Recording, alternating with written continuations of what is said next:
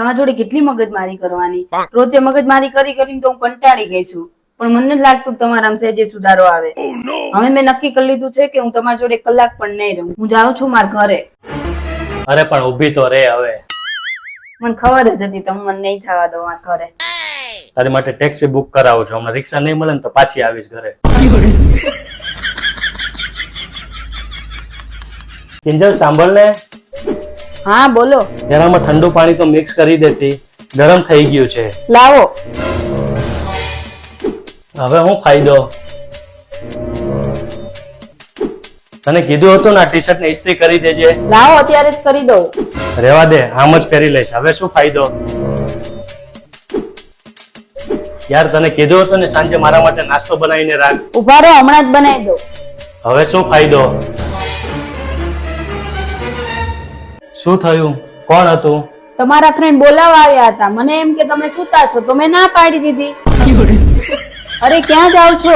ગયા એ તો. હવે શું ફાયદો? ઇન્ડિયા. જયેશ આ ડબ્બો ઉતારી દો ને. તું મને મેચ જોવા દે ને યાર. ના મને ઉતારી દો ને તો ટીવી બંધ થઈ જશે.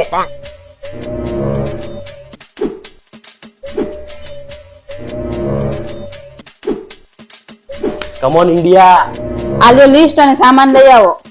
લે યાર આ મેચ નહીં જોવા દે. છાના મને લઈ આવો ને તો ટીવી બહાર ફેંકાઈ જશે. રાઈટ.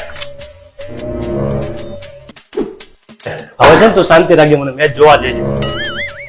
જયેશ અહીંયા આવો તો.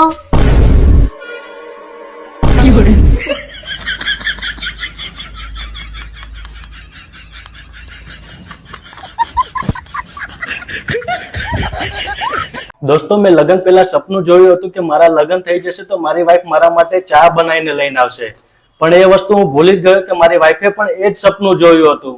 તો હવે એના સપના પૂરા થાય છે અને મારા સપના ચકનાચૂર થઈ ગયા. એના માટે જો હું ચા બનાવું છું. ચા જલ્દી લઈને આવજો.